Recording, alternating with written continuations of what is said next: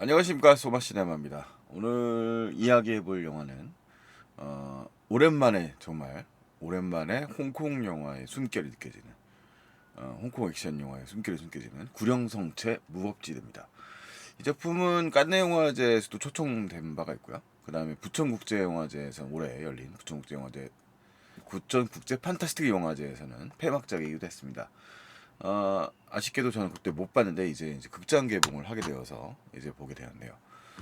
일단은 저는 이 영화의 이제 전체적인 프로모션을 보고 최근에 만들어진 좀 리얼한 좀 액션 영화들, 뭐 살파랑 시리즈를 중심으로 한 영화가 아닐까 그런 생각을 했는데, 생각보다는 노스텔지어가 굉장히 강한 영화였습니다.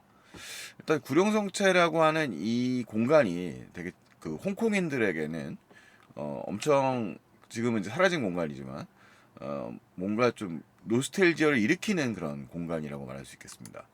구룡성체는 1898년에 청나라 때 그 일본이 그 영국의 조차지로 홍콩을 이제 양도한 시기에도 청나라 영토로 남아 있으면서 일종의 슬럼화된 대표적 지역입니다. 우리가 이제 왕가의 중경삼림으로 알고 있는 이제 지금 춘킹 맨션, 그거는 이제 홍콩 시내에 침사추이에 이제 버젓이 아직도 존재하고 있지만, 이 구룡채성의 경우에는 훨씬 규모도 크고 외곽 지역에 있으면서 일종의 그 대륙인들이라든가 이 일종의 이주민들이 중국에서 넘어온 이주민들이 이제 많이 거주하고 있었던 되게 슬럼 타운이라고 할 수 있겠습니다. 뭐 굉장히 열악한 조건의 지역이었습니다만, 어쨌든 홍콩인들에겐 지금은 이제 93년도에 사라져서 특이한 공간이었던 지역입니다. 그래서 이제 제 추측에는 뭐 이 영화가 이제 그 과거의 범죄 영화들을 중심으로 한 작품들에서는 주로 뭐 범죄를 음닉하고 있는 그런 공간으로 많이 사용되고 있어서 뭐 좀 범죄 느와르에 가까운 영화가 아닐까 싶은데, 이 영화는 사실은 좀 무협 영화에 가까운 면이 있습니다. 일단 그 얘기는 좀 나중으로 다시 빼놓고요. 이 작품의 이제 등장인물들 여러분들 질문을 좀 던져 봅시다. 보겠습니다. 이제 아마 홍콩 영화를 기억하는 팬들은 이제 나이가 이제 많아졌을 것 같은데, 제 또래들일 것 같은데요. 제 또래나 제 위에 이 영화에 출연하는 배우들 중에 여러분이 아실 만한 분들이 누가 있는지 보봅시다. 홍금보, 1952년생입니다. 70대고요. 고천락, 1970년생이고요. 그다음에 곽부성, 1965년생입니다. 그리고 이면재, 1960년생입니다. 아마 이 이면재만 해도 좀 낯서신 분들이 좀 있으실 것 같고요. 고촌락은 사실은 이제 그 홍콩 영화의 골든 에이지라고 할 수 있는 한국에서, 그러니까 한국 기준으로 수용되던 시기에 에서 좀 엇나간 배우죠. 그 후대에 등장한 좀 배우라고 할 수 있습니다. 그래서 뭐 나이야 뭐 많은 배우입니다만, 어떻게 보면 홍콩 영화의 전성기 8, 90년대의 영화를 주로 봤던 분들에게는 조금은 낯선 배우고, 그렇게 좀 유독 한국에서 인기가 좀 없는 배우거든요. 사실은 뭐 연기력이라든가 뭐 발넓은 걸로는 뭐 홍콩에서 저희 둘째가 라면 서러울 만한 배우입니다만, 그리고 곽부성은 이제 그때 당시에 여명 장하구, 곽부성 이렇게 해서 사대천왕으로 꼽히기도 했었죠. 근데 지금은 이제 지금 연기적인 측면에서 거의 전성기를 보내고 있는 배우입니다. 근데 당시에는 어쨌든 곽부성 정도는 뭐 당시 소녀들도 좋아하던 배우니까 이제 기억하는 분들이 많을 거고, 이면재의 경우는 대만 출신 가수 출신이죠. 그래서 이 사람도 사실은 이제 좀 홍콩 영화의 골든 에이지는 조금 엇나간 배우입니다. 그러니까 약간 조금 나이는 그렇게 홍금보나 이 곽부성에 비하면 뭐 그렇게 크게 차이가 나지 않지만, 그러니까 우리가 소비되던 시기랑은 조금 벗어나 있는 배우죠. 이쪽으로 이 뒤로 후대로 넘어가면 더 기억을 못 하실 것 같은데, 연기는 인정받은 배우입니다만 이 영화의 이제 사실상 주인공이라고 할 수 있는 임봉, 찬노쿤이라고 하는 인물이요. 근데 79년생이고요. 역시 가수 겸 배우입니다. 뭐 상도 많이 받은 배우고요. 그다음에 오은용, 77년생입니다. 오은용, 이 사람도 거의 낯서신 분들이 많을 텐데, 이소룡 전기 영화 같은 걸로 유명한 배우예요. 그러니까 뭐 국내에서는 뭐 그게 크게 대중적으로 소구된 배우는 아닙니다만. 그다음에 이번 이 영화 개봉 때문에 내한 행사도 했던 이제 완전히 젊은 배우에 속하죠. 이 캐스팅 중에서는 유준겸이라는 배우가 있습니다. 유준겸. 상당히 여기서는 이 배우에서는 되게 마초적인 배우들이 많은데 여기서는 상당히 좀 꽃미남스러운 배우입니다. 물론 뭐 배역 자체는 그렇지 않습니다만. 그리고 12소 역할이라고 하는데 12번째 사형 정도 되는 이름인데 호재동이라는 배우가 있습니다. 92년생이고요. 이 친구는 완전히 낯선 배우일 거예요. 홍콩 야구 선수 출신인데 이런 배우가 있고 그 다음에 장문걸이라는 배우가 있습니다. 85년생이니까 이 배우도 있는데 이분들은 좀 낯서신 배우일 것 같습니다. 영화를 제가 좀 이렇게 의도적으로 이렇게 약간 젊은 배우들, 그러니까 좀 YB, OB처럼 좀 나눠서 봤어요. 인봉 기준으로 해가지고. 그래서 이게 이 영화가 좀 세대에 대한 이야기이기도 해가지고 홍콩의 좀 새로운 세대에 대한 뭔가 좀 그런 메시지 이런 것도 좀 있는 영화인 것 같습니다. 액션 영화인데 좀 이렇게 얘기를 해보니까 또 뭔가 싶으실 텐데요. 일단 이 영화의 연출자는 정바오루이 정보섭입니다. 포스터에서 약간 제가 반발심을 갖게 되는 거는 이 두기봉사단의 일원이다 이렇게 얘기하는데 이제 필모 이게 요즘에 홍콩 영화가 워낙 소비가 되지 않다 보니까 전체적으로 두기봉이라는 사람의 작가주의 영화가 이제 약간 이 젊은 관객들에게도 좀 어느 정도 알려져 있고 그러다 보니까 이제 정바오루이라고 하는 이 감독님을 그렇게 이 두기봉 사단의 일원이라고 홍보를 하고 있던데 사실은 좀 행보가 겹치는 부분도 있습니다만 조금 거리감이 좀 있고요. 이분은 뭐 지금 사실은 홍콩 중화권 영화의 이제 최고 흥행 감독 중에 한 사람이라고 말할 수 있겠습니다. 사실은 영화의 필모도 상당히 20편 이상의 필모를 가지고 있고 원래는 뭐 배우라든가 홍콩 영화계에서 오랫동안 뼈가 굵은 인물입니다. 뭐 영화를 필모를 좀 길게 갖고 왔습니다만 뭐 국내에 소개되기로는 액션 영화 팬들한테 구교구나 군계 같은 영화들이 일단은 공개가 되긴 했습니다만 뭐 흥행이 크게 주목받던 시기가 아니죠. 2000년대로 넘어오게 되면 홍콩 영화가 2000년대 이후에 되게 주요 감독 중에 한 명입니다. 이 정바루이는 정보소라고 하는 감독은요.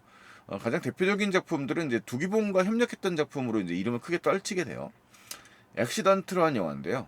이게 최근에 강동원 주연의 설계자라는 영화로 리메이크된 영화죠. 그 영화의 원작 영화를 만든 감독입니다. 되게 독특한 특성의 되게 서늘하고 차가운 도시형 뭔가 좀 그 스릴러 영화인데 스릴러이면서도 내가 뭔가 되게 슬픈 영화예요. 뭔가 서글프고 어두운 영화입니다.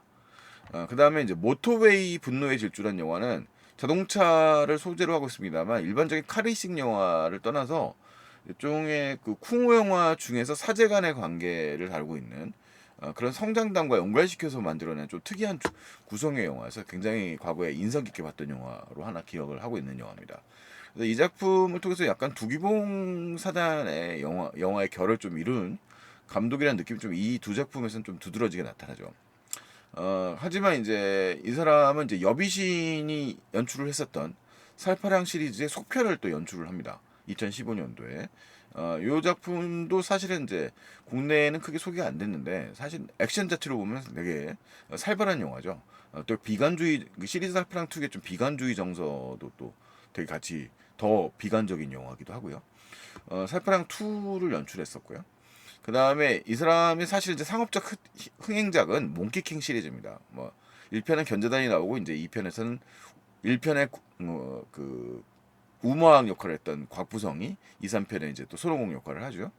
이 작품이 2014년도에 가장 흥행에 성공한 여러 가지 서유기 원작 영화 중에 한 편이었는데 그 중에서 크게 흥행한 작품 중에 하나입니다. 이 작품 등으로 이제 이 중화권에서 이제 이름을 명성을 알린 감독이고요. 최근작들이 사실은 좀 비평적 주목을 좀 많이 받고 있어요. 구룡성체 무법지대 외에는 뭐 림보나 운명 같은 영화들은 몽키킹 3부작 외에 림보나 운명 같은 영화 공개가 되는데 이 작품들이 좀 그 영화제 등에 초청을 많이 받으면서 상도 좀 받고요. 그러면서 비평적인 또 주목을 다시 받고 있는 감독입니다. 그래서 영화 만듦새가 이 구룡성체 무법지대가 나쁘지 않습니다. 그래서 근데 국내 영화는 사실 이제 이런 액션물이나 장르 영화를 일단 좀 더 비평적으로 거의 주목하지 않는 경향이 있어요. 그래서 여기 박병식 평론가의 경우도 서구과 주성치가 흘린 부스러기.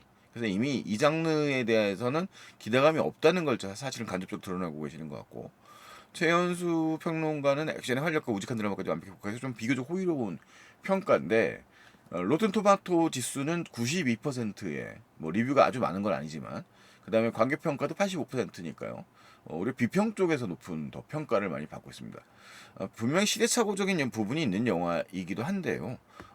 영화적으로 봤을 때는 이거 홍콩 영화의 그 액션 영화의 흐름으로 봤을 때는 상당히 좀 되게 최근 들어서는 아까 얘기했던 노스텔지아적 정서와 장르적인 전통을 계승하고 거기다 메시지도 좀 담아내는 측면까지 있다는 측면에서는 이 홍콩 영화 팬들이 충분히 열광할 만한 영화이지 않은가라는 생각을 해봅니다. 제가 개인적으로도 홍콩 영화에 굉장히 열광적인 팬 중에 하나고요. 어쨌든 이 구룡성체 무법지대라는 영화에 대해서 조금 더 얘기를 해보겠습니다. 아까 구룡성체 실제로 존재했었던 공간이라고 하고요. 이따 프로덕션 디자인 상으로는 이 구룡성체 외향을 지금은 사라진 공간인데 뭐 CG나 이제 미술 등을 이용해서 어느 정도 많이 구축해내서 재현을 해내고 있다는 것 자체가 과거에 홍콩 영화 팬들에게는 그리고 홍콩인들에게는 상당히 인상적인 대목입니다. 영화에는 되게 크게 한 세 파트 정도 한 네 파트, 세 파트나 네 파트 정도로 구성이 됐다고 볼 수 있는데요. 이 영화의 주인공이라고 할 수 있는 찬노쿤 역할은 임봉이라는 배우가 되게 평범하게 생긴 배우인데 뭐 사실은 되게 가수 출신으로 중화권에서 굉장히 슈퍼스타 중에 한 분이에요. 이 사람이 되게 그 중국에서 밀항한 그런 인물로 등장합니다. 그러니까 찬노쿤에 대한 이야기는 다시 이제 후반부에 중요한 플롯이 되는데 전반부에는 그에 대한 얘기는 별로 안 나오지 않고 일단은 찬노쿤이 구룡성체에 입성하기까지의 이야기예요. 찬노쿤은 이제 밀항을 했기 때문에 이제 막노동 같은 거를 하면서 이제 경찰의 단속 등을 피해서 신분증을 얻어서 홍콩에 정착하는 것이 목표고 혈혈단신으로 온 사람입니다. 그래서 여기서 이제 만나서 이제 이 삼합회와 이제 원하는 관계를 갖게 되는데 삼합회의 이제 대장 역할인 미스터 빅 역할인 홍금보가 등장을 하고 있어요. 영화는 이제 전체적으로 예고편 등에서는 길게 묘사되고 있지 않아서 제가 스틸 사진을 많이 사용하지 않고 있습니다만 앞부분에 굉장히 질주하는 액션 시퀀스가 있고 그 부분들은 다분히 8, 90년대에 그 유행하던 뭐죠? 그 가화산보 지금 등장하고 있는 홍금보와 성룡 그 다음에 이제 원표까지 했었던 전성기 이 도시형 액션 영화들의 그러니까 이제 무협 영화 원래 초창기의 성룡 영화가 대표작인 이제 치권 같은 영화 79년 78년도 작품에 나왔던 뭐 속건괴초나 이런 작품들이 등장을 했을 때는 이 민국 시대라고 하는 중국의 그 후반기를 배경으로 하고 있는 좀 전통적인 무협 영화의 스타일들을 유지했어요. 뭐 복식이라든가 이런 스타일이. 80년대로 넘어오게 되면서부터 이제 홍금보나 성룡이나 좀 현대적인 액션 영화들, 그러니까 배경은 물론 무술 안무 스타일은 쿵푸의 스타일을 그대로 가지고 옵니다만 액션 안무 이 배경 자체는 현대적인 배경에다가 그것을 잘 조합을 해내기 시작하죠. 물론 그런 시도들은 옛날부터 있었습니다만 이제 그런 스타일들을 이제 정착시켰다고 할 수 있는 게 이제 소위 말해서 그 성룡의 성가반, 그다음에 홍금보의 홍가반 이제 그 무술팀 이름이에요. 무술 스턴트 팀 이름. 그다음에 이제 더 대표적인 팀이 이제 원화평의 원가반 이렇게 과거에 다 경국 출신들입니다. 경국 그래서 어렸을 때부터 수련받았던 그러니까 그 아주 액션 연기가 자연스러웠던 사람들이죠. 그런 출신들이 이제 이 액션 안무들의 어떤 판타지를 보는데 이게 사실은 이제 한국에서는 좀 폄하되는 부분들이 있어요. 그러니까 액션의 구성이라든가 완성도들이 완성되었던 가장 완성도가 높았던 시기가 언제였느냐. 물론 비교육적인 방식으로 수련 과정을 거쳐서 지금은 이제 그런 걸 재현해내기가 어렵겠습니다만 그런 시기가 바로 이제 아까 말씀드렸던 성령 홍금보 원표 등과 그 동세대들이 성장했었던 그런 경극 학교 출신들이죠. 경극 학교 출신들이 만들어냈었던 그 영화들, 현대적 영화들, 80년대 영화들 시기에 8, 90년대 영화들이 이제 그런 영화적 완성도가 가장 높았고 실제로 아직도 액션 감독을 하고 있습니다. 그 사람들이. 그리고 그 영화들의 액션들이 전파되어서 어디로 갑니까? 이제 여기 할리우드까지 펼쳐지게 된 거죠. 그래서 일단은 이 작품 역시도 이제 그런 전통적 안무들을 떠올리게 하는 것이 이제 초반부의 액션 시퀀스예요. 그러니까 이 영화 전체적인 액션 디자인은 타나가키 켄지라고 해서 엔터 더 팻 드래곤이라는 영화라는 작품을 견자단이 나왔던 일본 배경의 코믹 액션 영화를 연출한 감독이기도 한데 실제로는 이제 스턴트 액션 감독이죠. 일찌감치 홍콩에서 이주해서 활동한 일본 사람인데 그 사람이 이제 이 작품에 이제 무술 액션 코어그래피를 만들었더라고요. 그래서 전적으로 홍콩 영화의 세계에 대한 전반적인 좀 그런 오마주도 사실 이 영화에 있습니다. 그래서 지금 버스 액션 장면의 경우에는 주인공인 찬록군 임봉이 이제 도망을 가면서 이 2층 빌딩이죠. 그리고 이 배경에 잠깐 등장합니다만 되게 화려한 네온 사인 펼쳐졌던 그 일찍이 공각기동대라든가 사이버펑크 영화들이 그 영감을 많이 받았던 이 화려한 네온 사인이 펼쳐지는 홍콩의 배경을 중심으로 액션이 펼쳐집니다.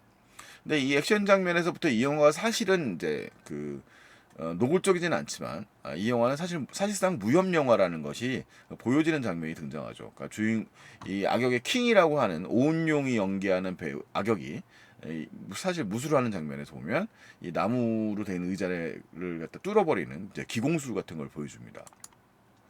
자, 이 영화는 이제 이 영화는 이제 폴리스토리의 스틸컷인데 성룡이 나왔던 영화죠. 이 폴리스토리의 그 장면을 이제 아무래도 연상시키는 2층 액션 시퀀스가 펼쳐집니다. 물론 완전히 완벽한 오마주라고 할 수 없지만 어쨌든 이 장면을 연상시키고 어느 정도는 좀 비슷한 장면들도 등장합니다. 영화의 이제 마지막 임팩트 부분이라든가 이런 장면은. 자, 어쨌든 우여곡절 끝에 영화의 이제 천덕훈 이 사람은 인복이 연기하는 이 인물은 어디로 가게 됩니까? 저죠 찬노쿤이네. 이게 좀 발음이 어렵네요. 진닭군인가 원래 이제 한자가 그럴 텐데 이 사람이 이제 구룡성체로 들어가게 되는 거죠. 이 영화에서 구룡성체는 사실상 이제 홍콩이라고 하는 공간을 상징하기도 합니다.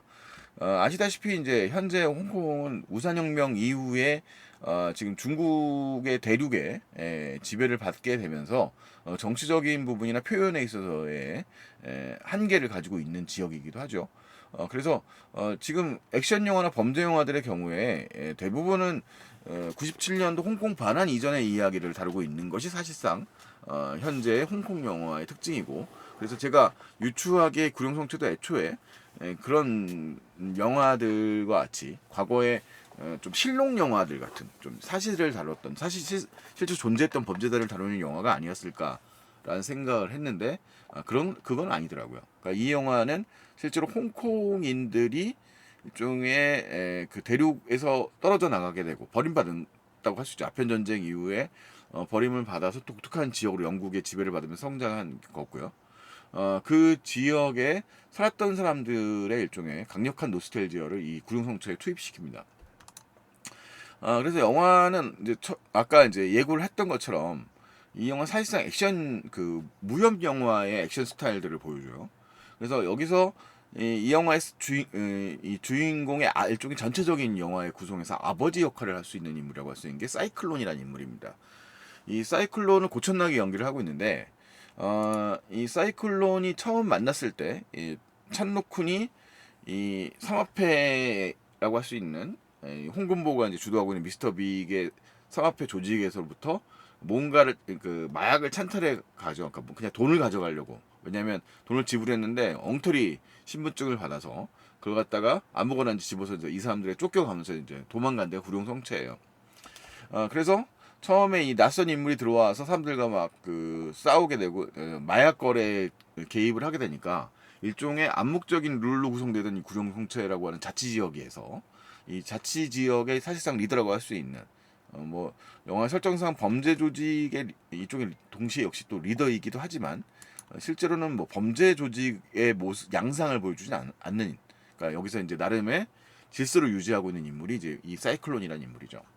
그래서 이 사이클론이 처음에 이 사람을 이렇게 싸우는 장면이 등장을 하게 되는데 인질극을 벌이다가 이 사이클론의 실체가 이제 드러나는 장면에서 보여지는 이 표현의 연출들은 되게 액션 영화적인 거죠. 아마도 이제 이런 부분들 때문에 허황되다라고 얘기했던 얘기는 사실 저 어렸을 때부터도 저런 건 너무 허황된 영화 아니냐 이런 얘기를 했는데 일종의 뭐 강호라고 불리는 무협의 세계가 판타지인 것처럼 구룡성체는 이 영화의 세계관 속에는 일종의 강호인 겁니다. 예, 무술하는 사람들의 세계인 거죠. 자, 그래서 이 영화에 이제 사이클론이라는 인물이 사실 되게 중요해요. 세대적인 부분들도 이제 플롯적으로 굉장히 중요한 부분이고, 그래서 영화가 단순하게 뭐 복잡한 이야기의 구성을 가지고 있는 영화는 아니지만 세례성이라고 하는 측면이 영화의 메시지에 상당히 또 중요한 부분이기도 합니다. 지금 어쨌든 간에 결론적으로 말하자면 구룡성체는 사라진 공간이고 이미 1994년에 실제로 사라졌어요. 지금 볼 수 없는 공간입니다. 아예 없어진 공간이에요. 자, 그런데 이 공간을 지킨다는 게 이 영화에서 굉장히 중요한 의미가 있습니다. 구룡성체를 지키고 있는 사이클론은 영화에서 이제 점차 드러나게 됩니다만, 그 이미 시한부 인생 같은 삶을 살고 있는 사람이에요. 그러니까 홍콩은 97년에 이미 반환되기로 되어 있는 거죠. 구룡성체의 운명도 마찬가지로 언젠가는 철거될 겁니다. 실제로 철거됐고요. 그래서 홍콩이라고 하는 그런 지정학적 특성과 묘하게 겹쳐버리죠. 근데 그 언젠가는 사라져버릴 이 공간에 찬노쿤이라고 하는 인물, 이 영화의 주인공은 어떻게든 들어가려고 진입하려고 하는 거예요. 그리고 영화의 대사 속에도 나옵니다. 어디서도 정착하지 못하고 잠들지 못했던, 제대로 편하게 잠들지 못했던 내가 이 공간에서만큼은 편하게 잠들었다. 비록 실제로 이 공간에 냄새도 나고 뭐 지저분하고 불결하고 힘든 공간임에도 불구하고 누군가에게는 안식처가 되었다는 거죠. 자, 그래서 여기에 이제 이 바나나의 메시지인데, 실제 이제 영화적 공간의 이제 주요 공간은 배경이 80년대예요. 그래서 80년대이기 때문에 지금은 사라진 카이타 국제공원이라고 이제 과거에 그 중경삼림 같은 영화도 인용되었던 그런 공간의 구성들 같은 게 이제 보여지는 것이고요. 그러면서 영국은 중국의 홍콩을 반환하기로 했습니다라고 하는 이제 이런 설정 속에서도 어쨌든 찬노쿠는 어째저째 하여 이 동네에 이제 그 유입이 돼서 각종 알바, 각종 돈벌이를 해가면서 자기 어떻게든 간에 이 홍콩이라고 하는 지역에 신분증을 사기 했습니다. 영화의 이제 앞부분 장면, 이건 이제 앞부분에서 쫓기는 장면이고요, 찬노쿤이. 이 주인공 사이클론이 이 찬노쿤에게 돈을 그렇게 많이 벌어서 뭐 할 거냐라고 얘기합니다. 실제로 이 사람은 이 공간도 마련하지 않고 그냥 뭐 천만 밑에서 아무 데나 자면서 그 쉴 새 없이 돈을 벌어가지고 신분증을 사는 게 목적이거든요. 이 장면에서도 지금 먹는 것조차도 보면 이 고기덮밥을 사이클론이 사주는 거예요. 그러니까 일종의 찬누쿠는 아무도 없는 그런 존재고, 이 사이클론은 그 옛날식의 아버지 스타일처럼 저렇게 밥 한 끼 사주면서 이 사람을 돌봐주면서 일종의 아버지 역할을 하는 사람이죠. 실제로 이 영화에서 사이클론의 혈연 관계도 나오지 않습니다. 자, 그렇게 나와 있는 상태예요. 이 사람의 이제 공간은 이발소고요. 이발사이기도 합니다. 자, 그러면 이제 그런 상태에서 이제 이 외부의 위협이 있는 거죠. 이 아까 찬노쿤이 도망을 왔을 때 그를 어쨌든 간에 이 구룡성체라는 공동체에 유입시키도록 허락한 거죠, 사이클론을. 그러면서 이제 이 사람도 일자리를 얻게 되고 활동을 하게 되는 겁니다. 그리고 외부에 있는 상하패는 이 사람들의 외부 그 일종의 침입 세력이 되는 거죠. 그러면서 이제 영화의 이제 전반부에는 이제 이 전체적인 스토리, 지금 요 앞부분에 나왔던 이제 밥 먹는 장면의 경우에는 찬노쿤이라고 하는 주인공, 인복이 맡은 주인공이 실제로 이 구룡성체라는 공동체에 유입되어 과정까지 전반적인 시퀀스인 거죠. 그래서 이 앞부분에는 액션 시퀀스가 아까 얘기했던 대로 이런 식의 이 지정학적 공간을 특성을 살린 액션 시퀀스가 주로 연출되고 있어요. 그래서 상당히 이제 아까 말씀드렸던 성룡이나 홍금보가 특히 성룡이 잘했던 그런 액션 장면이죠. 지형지물을 이용한 액션 장면들 같은 거, 뭐 성룡 정도로 오랜 기간에 그런 스타일로 유지하고 있진 않지만 상당히 뭐 그래도 재미있는 연출, 재미있는 액션 안무가 이루어지면서 꽤 흥미롭게 구성이 됩니다. 그리고 여기서 얘기하는 것이죠. 내가 선택해 돈이야 목숨이야 이렇게 얘기하면서 이제 완전히 들어오게 되는 겁니다. 자, 그러면서 이 안에 일종의 말하자면 이 찬노쿠는 형제들을 만나게 돼요. 비슷한 또래의, 그러니까 이제 이 영화를 보자면 이제 앞에 전 세대와 후세대라고 한다면 이 미래를 짊어져 가야 될 후세대에 해당되는 인물들이 아까 영화에서 제가 이 이 지금 리뷰에서 앞부분에 말씀드렸던 이 여러분들에게 낯선 젊은 배우들이 이제 등장을 하는 거죠. 신이 역할의 유준겸이 등장하는 거고, 이제 영화에서 이 치료소를 운영하면서 뭐 거의 또 특이하게 AV를 어덜트 비디오, 성인용 비디오요. 성인용 비디오를 갖다가 뭐 소장하고 있는 장문거리라고 하는 캐릭터가 이제 등장을 합니다. AV라는 캐릭터죠. 그리고 여기 있는 한 명이 더 하면 12소라고 하는 역할에 호재동이라는 배우가 이제 촬영합니다. 이 네 명이 사실 또 중요한 포맷입니다. 이 네 명이 일종의 다음 세대들이에요. 이 영화에서 말하자면. 그래서 전 세대의 스토리가 앞에 영화의 전반부에 거의 끝나고 하이라이트 부분에서 이 네 명이 활약하게 됩니다. 그래서 뭐 영화에 이제 이게 너무 노스텔지에 이제 옛날 배우들에게만 집중하게 되면 이 영화 좀 흥미가 떨어지게 되는데, 어쨌든 뭐 저는 그런 스토리의 구성 자체도 상당히 좀 흥미로웠다는 생각이 들어요. 영화는 이제 중반부의 드라마 부분에서 이제 천너쿤에 대한 전사가 밝혀지면서 영화가 좀 더 심화 과정을 거치게 됩니다. 자, 이 영화에 이제 이면재라고 하는 이제 우리 배우가 등장을 하고 있는데, 이 사람이 이제 구룡성체 여러 가지 소유주 중에 한 명이고 실제 이제 리더예요. 그래서 여기를 관리하고 있는 관리인이 일종의 그 고천능 사이클론이죠. 그래서 영화의 첫 부분, 맨 앞부분에는 이 영화에서는 사실은 이제 앞부분까지의 그 찬너쿤이 구룡성체에 들어갈 때까지의 스토리와 상관없어 보이는 전사가 등장을 하게 돼요. 근데 그 전사가 사실은 영화의 이제 중후반부에는 굉장히 연관성을 갖고 있는 이야기 때문에 뭐 살짝 조금 집중해서 이해를 봐야 됩니다. 그러니까 대략 스토리는 형제 관계였던 누군가를 사이클론이라고 하는 인물이 내부에서 투쟁이 벌어지면서 그 형제 관계인 사람을 죽이고 이 동네에 치안을 유지하고 있는 상황이 됐다. 주도권을 유지하고 있는 상황이 되었다. 뭐 대략 그런 정도의 스토리입니다. 대단히 복잡한 이야기는 아니고요. 그리고 이제 그 전사가 이제 이 영화의 후반부에 펼쳐집니다. 이 영화에 이제 이면재가 맡은 일종의 뭐 그냥 회장님 정도라고 하죠. 뭐 정확한 명칭은 모르겠습니다만, 역시 상합회라든가 이런 범죄조직과 연관되어 있는 인물도 나옵니다만, 역시 이 영화 속에서 물리적으로 그 사람이 어떤 범죄를 크게 일으키고 있는지 뭐 그렇게는 나오지 않습니다. 근데 이 사람은 큰 고통을 갖고 있는 사람인데, 이 사람의 원하는 어린 그 앞에 전세 나왔던 이 투쟁 과정에서 자신의 가족을 잃은 거예요. 그 가족을 잃게 했던 직접적 가해자를 는 죽었지만, 이 아까 이제 싸움 과정 사이클론이 대결해서 죽인 거죠. 죽였지만 그 가족들까지도 이 사람은 자기가 당한 것처럼 복수하고 싶은 거죠. 자, 그런데 그 이제 여기서 이제 일종의 스페셜 게스트로 이제 곽부성이 등장을 하는데, 이 그 곽부성이 이제 그 전때의 그 일종의 그 원수였던 사람입니다. 근데 이 사람과 또 이 동네, 그러니까 어차피 홍콩은 좁은 동네 아닙니까? 은원 관계를 맡고서 서로 이해관계 부딪혀서 싸우고 있습니다만, 그러니까 양대의 이 사람들은 이제 2인자의 넘버 2로서 이제 일종의 행동대장 같은 사람들이었던 거죠. 사이클론과 이 곽부성이 맡은 캐릭터가. 그래서 이 사람이 이제 그 둘은 일종의 또 연대 관계를 갖고 있었던 사람이에요. 그래서 기꺼이 이제 우리가 항상 이발소 장면에 가면 항상 이제 겁나는 게 그 면도칼로 이 면도를 해주는 장면이 있잖아요. 그 장면에서 이 사이클론에게 얼마든지 자신이 이제 면도를 하라고 자신의 목을 내밀 수 있을 정도의 친분을 가지고 있는, 그렇게 신뢰를 갖고 있는 인물들이었던 거죠. 그런 인물들이었던 이 둘이 어쩔 수 없는 그 조직의 이해관계 때문에 맞서 싸우다가 결국은 이제 사이클론이 승리했다, 뭐 이런 식으로 나옵니다.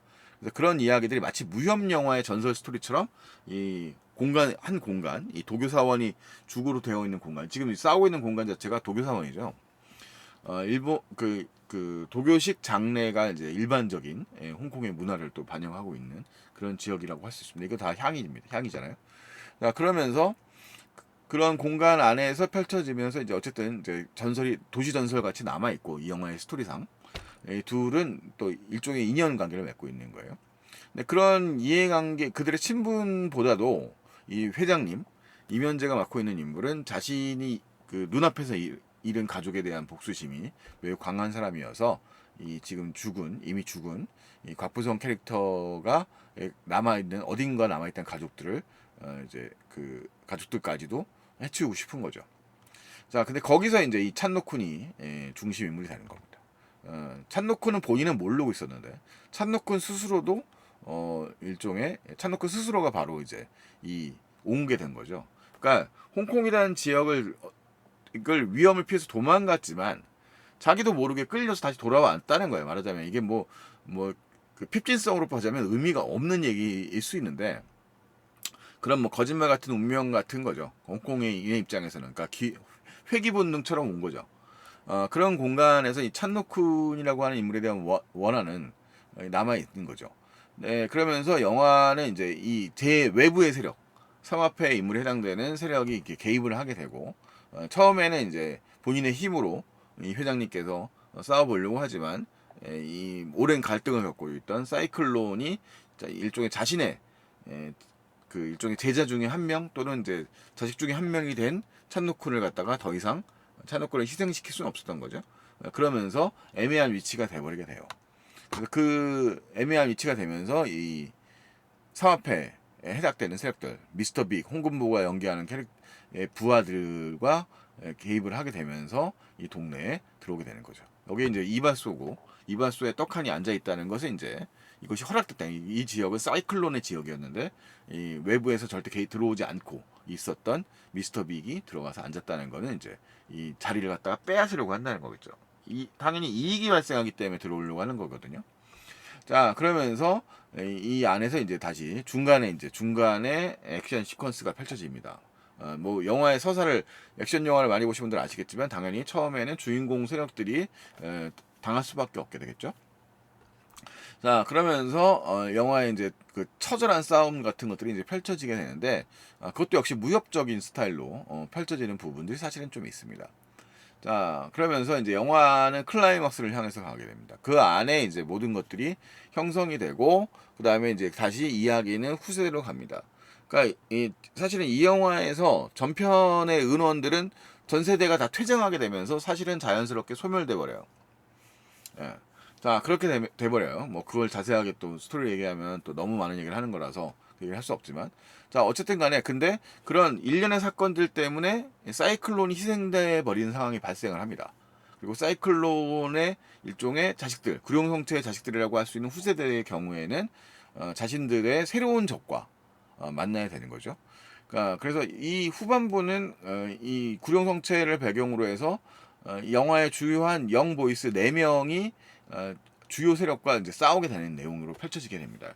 대표적으로 이 영화의 전체적 후반 부분의 액션 안무의 스타일들은 뭐 일대 다의 이제 전통적인 무협 액션 스타일들을 유지할 뿐만 아니라 구성적으로 봤을 때는 제가 연상했던 영화는 이제 오독이라는 영화였어요. 오독과 그 장철 감독이 오삼의 스승이기도 한 그리고 수많은 홍콩 영화의 주요 스승이기도 한 장철의 대만 시절의 영화들 오독과 소위 파이브 베놈스 필름이라고 하는 영화들이 있습니다. 뭐 오독, 뭐 철기문, 뭐 차수, 뭐 이런 영화들 많이 있죠. 뭐 오둔 인술이니 뭐 이런 영화들이 좀 많이 있는데 그 영화들을 연상시켜는 구성이에요. 액션 안무 스타일 자체가.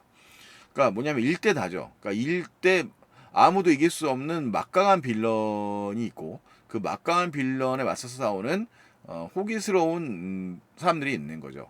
그러니까 이기기 되게 어렵지만 어떻게든지 이겨내려고 애를 쓰는 그런 모습을 다루고 있는 영화예요.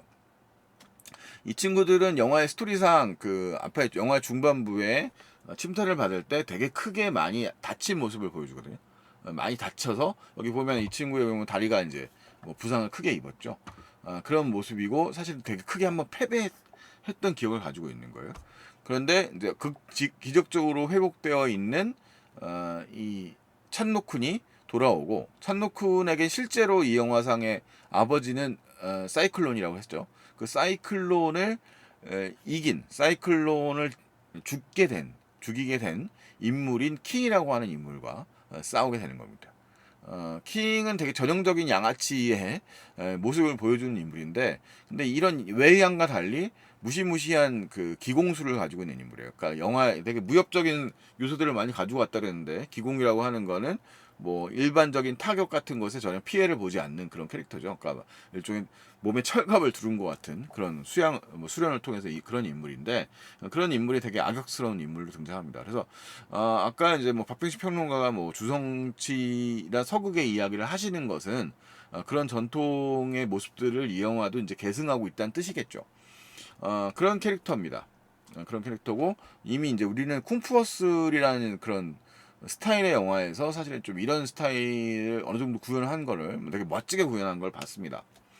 근데 구룡성체는 약간 사실 쿵푸어스에 나오는 돼지촌이라고 하는 것도 사실은 영감 구룡성체에서 받았다고 하거든요. 근데 이 영화의 경우에는 좀 더 이제 그런 노골적 공간의 특징들이고 그다음에 액션 안무 스타일들을 조금 더 판타지적이지 않은 그러니까 약간 뭐 이것도 사실은 무협이라는 게 판타지지만 조금 다른 맥락에서 액션 안무를 합니다. 그리고 이 영적인 안무가 이제 장철이라고 하는 사람이 그 대만에서 찍었던 이제 장철 영화 이제 뭐 그 1기, 2기, 3기 뭐 이렇게 있는데 거의 후기죠. 후기에 해당되는 그런 영화들을 연상시키는 구조입니다. 이렇게 뭐 총을 날리는 것, 뭐 갈기는 건 사실 큰 의미가 없어요. 이 총에 희생당하는 사람 같은 사람은 별로 직접적으로 나오는 사람이 별로 없습니다. 그래서 사실은 이 영화는 이 배경에 뭐 총기가 등장할 수 있으니까 나오는 것 정도고 사실상은 이제 각종 무기와 줄 등을 이용해서 이 네 명의 주인공들이 이제 이 진정한 빌런인 킹과 맞서 싸우는 이야기로 클라이막스를 삼고 있습니다. 자, 뭐 영화는 뭐 예상이 되겠죠. 결론이야 뭐 액션 영화의 결론은 어떻게든지 이 친구들은 얻어 터지면서 이겨내겠습니다. 이겨낼 것입니다. 자, 이 영화는 어쨌든 간에 그런 식으로 이제 뭐 뻔한 스토리, 그러니까 스토리로만은 설명할 수 없는 그런 오마주와 각종 그 전성기 8, 90년대 어떻게 보면은 장철의 영화까지 한다면 70년대의 영화들까지 포괄했었던 홍콩 영화의 황금기에 대한 전반적인 오마주를 담고 있을 뿐이고요.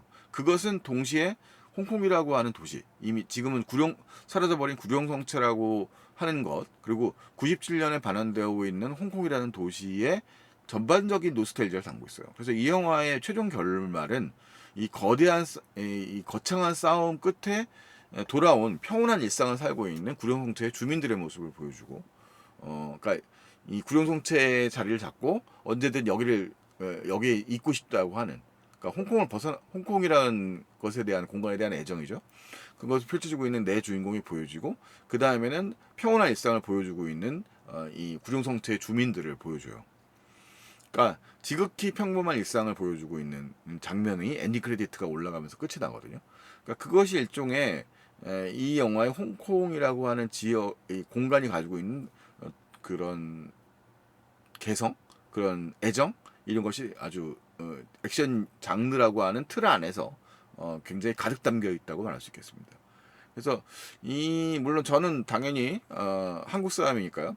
홍콩 사람들이 갖고 있는 그 정서를 뭐 제가 다 완벽하게 이해할 리는 없을 거고 하지만 저조차도 홍콩 영화를 단지 한때 많이 사랑했던 사람으로서 이 영화가 주는 그런 감성이 분명히 존재한다라고 얘기를 합니다. 생각을 합니다. 물론 뭐 이 비평적 관점에서 보자면, 그러니까 아까 제가 전반부에 로튼 토마토 지수와 이 영화는 IMDb에서도 평점이 한 7점대 정도 되거든요. 그러니까 이걸 핍진성의 맥락에서 보자면, 이 사실성의 맥락에서 보자면, 사실은 이 영화는 판타지에 가까운 영화예요. 그러니까 아까 말씀드린 것처럼 무협이라고 하는 것 자체가 판타지죠. 그래서 뭐 이게 무술과 무술의 액션 씬 자체가 액션 자체가 사실적이냐, 그러면서 이제 실전 무술 MMA와 대결을 한다, 뭐 이렇게 얘기를 하면 사실은 말이 안 되는 얘기죠.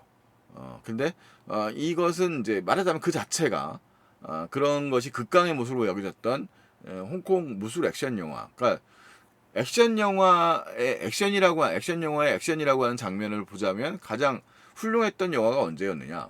제 개인적인 소견입니다. 제 개인적 소견으로는 이 아날로그 액션의 정점에는 홍콩 액션 영화가 있었다고 생각합니다. 그것의 완성을 거의 이루었던 시대가 강화산보와 그 이후에 지금 현재 견자단이 거의 마지막 무술 액션 스타로 남아 있습니다만 뭐 이제 그분도 이제 나이가 많으시셨죠. 그리고 뭐 정책 상황까지 얘기를 하면 뭐 너무 많은 얘기가 되니까요. 어쨌든 이 영화에는 그런 정서가 가득 담겨져 있는 그런 영화였다는 생각이 듭니다. 그래서 보면서 그 뭔가 이렇게 좀 되게 최근에 만들어진 홍콩 액션물들 같은 경우가 너무 과장이 심해가지고, 그러니까 뭐 궁포스는 과장이 심하지만 핍진성이 있잖아요. 그러니까 영화 자체가 주는 그런 장르적 활력이 있어요. 근데 그런 장르적 활력이 비교적 잘 살아있는 영화가 지금 이 정바오루의 구룡성체가 아니었나 하는 생각이 들게 되더라고요. 그래서 굉장히 즐거운 영화적 영화적 경험이었다라고 생각하게 됐습니다. 오랜만에 되게 느끼는 감흥 돋는 홍콩 액션 영화였다는 생각이 듭니다. 마침 또 딱 알람도 울려주는군요. 자, 오늘 여기까지 리뷰를 하겠습니다. 다음에 다른 영화로 다시 돌아와서 말씀드릴게요. 안녕히 계십시오. 지금까지 소마시네마였습니다.